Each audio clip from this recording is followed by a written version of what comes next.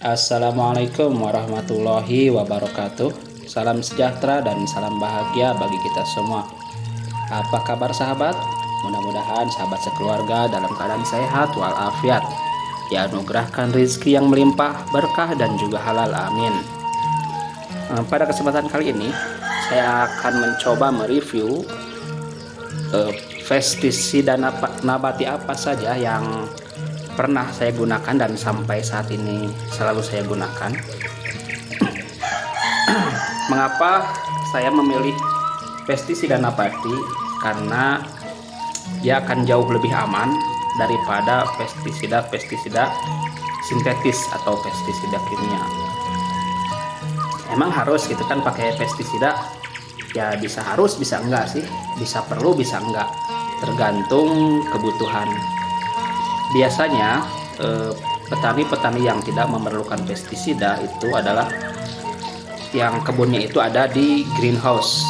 Greenhouse itu kayak sebuah bangunan yang kiri, kanan, depan, belakang, dan atasnya itu tertutup dengan kayak plastik UV atau paranet, sehingga hama-hama dari alam terbuka tidak bisa masuk dan tidak bisa merusak tanaman. Nah, kalau kondisinya tanamannya itu di greenhouse, baik tanaman hidroponik atau tabulum pot, saya rasa tidak memerlukan yang namanya pestisida. Tapi kalau tanaman kita ada di ruangan terbuka seperti di depan rumah, di belakang rumah, di samping rumah, saya pikir pestisida merupakan sesuatu bahan yang sangat diperlukan. Karena kalau bicara tentang tanaman, kita bukan bicara soal pemeliharaan, terus produksi, tapi berbicara tentang strategi bagaimana cara kita mengatasi hama yang akan merusak tanaman kita gitu. Soalnya sukses tidaknya dalam bertani, baik secara konvensional maupun tradisional, itu tergantung bagaimana strategi kita untuk menghadapi hama-hama yang akan mengancam tanaman kita. Nah, ada dua jenis pestisida yang sering digunakan oleh para petani, yaitu pertama pestisida kimia yang mempunyai bahaya, dia meninggalkan reduksi atau racun-racun di kemudian hari. Ada juga pestisida nabati atau pestisida organik.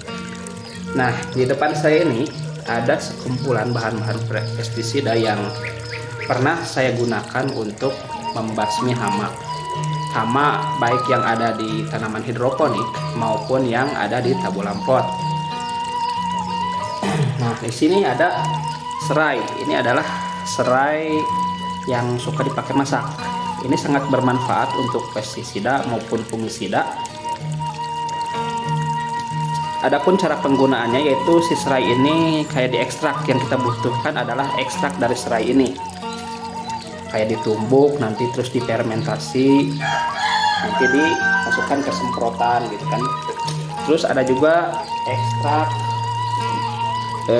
bawang merah. Bisa juga nih. Bisa bawangnya, bisa kulitnya. Jadi bagi yang di rumahnya banyak bawang, banyak bekas bawang merah, kulitnya itu masih bisa dimanfaatkan untuk pestisida, ZPT atau zat penghancur tumbuh dan lain sebagainya. Terus yang ketiga ada ini, bawang putih. Ini juga kandungannya bisa menjadi sebagai pestisida atau fungisida. Fungisida itu anti jamur ya. Ini semua bahan ini diekstrak dulu, bisa semuanya, bisa salah satunya juga bisa, tergantung kebutuhan sahabat. Terus yang selanjutnya ini ada tembakau. Emang sih tidak harus tembakau yang seperti ini. Kalau sahabat yang perokok, ya tembakau yang ada di rokok itu bisa digunakan sebagai pestisida. Karena di tembakau ini banyak kandungan-kandungan juga yang bisa membunuh atau menghalau hama-hama, salah satunya kayak nikotin gitu kan. Adapun cara penggunaannya sama seperti yang tadi kita ekstrak, yaitu kita ambil secukupnya, terus direndam semalaman. Udah direndam semalaman, terus disaring. Udah disaring, dimasukkanlah ke semprotan ini secukupnya.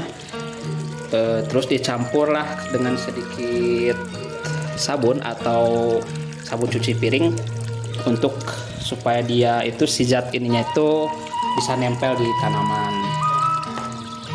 Nah, terus yang saya gunakan yang paling favorit yaitu ini nih, Mimba Oil. Ini hasil ekstrak ya, tapi bukan saya yang ekstrak, ini hasil beli jadi. Ini Mimba Oil ini berasal dari ekstraknya daun mimba dan buah mimba yang sangat bermanfaat untuk pestisida, sebagai pestisida, fungisida, dan obat penghalau hama-hama yang ada di tanaman.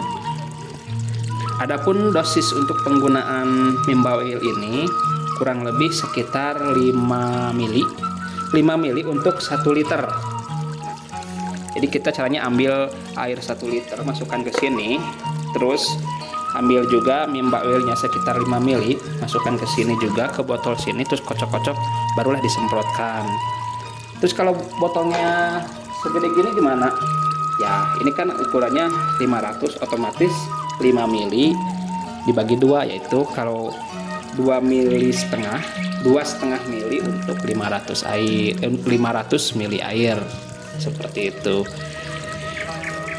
ya. Penggunaan pestisida nabati ini adalah sih nggak wajib, cuma opsional, tergantung kita mau menghasilkan produksi yang lebih baik atau yang seadanya gitu kan. Kalau saran saya, kalau ingin hasilnya jauh lebih baik, alangkah baiknya kita menggunakan bahan-bahan ini untuk pestisida dan fungisida. Insya Allah aman karena tidak meninggalkan reduksi yang berbahaya bagi kesehatan manusia dan lingkungan di kemudian hari. Nah, mungkin itu dulu sahabat untuk video kali ini tentang bahan-bahan pestisida nabati apa yang selama ini saya gunakan. Mudah-mudahan menjadi inspirasi. Terima kasih atas perhatiannya dan mohon maaf atas segala kekurangannya. Salam dan doa untuk keluarga. Keep yourself every time and anywhere. Assalamualaikum warahmatullahi wabarakatuh.